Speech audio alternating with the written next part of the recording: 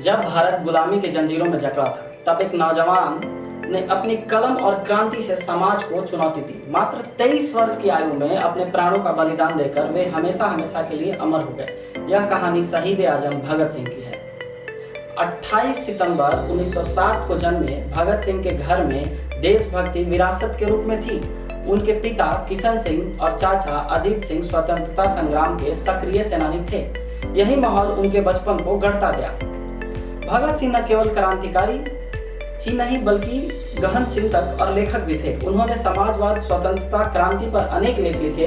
उनकी सोच आजादी का मतलब सिर्फ अंग्रेजों से मुक्ति नहीं बल्कि सामाजिक अन्याय से भी मुक्ति थी। भगत सिंह ने नौजवान भारत सभा और HSRA जैसे संगठनों से जुड़ करके युवाओं को क्रांति की राह दिखलाई। उनका मानना था क्रांति की तलवार विचारों की शान पर तेज होती है।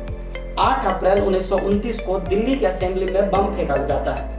यह बम किसी को मारने के लिए नहीं बल्कि चेतावनी देने के लिए था। भगत सिंह ने कहा कि बहरों को सुनाने के लिए धमाका जरूरी है। जेल में उन्होंने कैदियों के अधिकारों के लिए 116 दिन तक भूख हड़ताल की। वे कहते थे, हमारा संघर्ष केवल अंग्रेजों से नहीं अन्याय से भी है। इसी दौरान उन्होंने अपने लेख लिखे जिनमें से मैं नास्तिक क्यों हूँ आज भी लोगों को सोचने पर मजबूर करती है। भगत सिंह और उनके साथियों पर मुकदमा चला। अदालत में उन्होंने अपने विचार खुलकर रखे। 23 मार्च 1931 को भगत सिंह, सुखदेव और राजगुरु को फांसी की सजा दे दी गई। फांसी से पहले वे हंसते हंसते बोले, इनकलाब जिंदाबाद।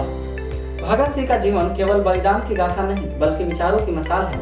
उनका संदेश है, वे हमें मार सकते हैं लेकिन हमारे विचारों को नहीं। आज भी उनका नाम युवाओं को जागृत करता है। भगत सिंह केवल इंसान नहीं थे, वे एक विचारधारा थे। विचारधाराएं कभी नहीं मरती। उनकी अमर गाथा हमें सिखाती है, आजादी, न्याय और समानता के लिए संघर्ष अनंत है।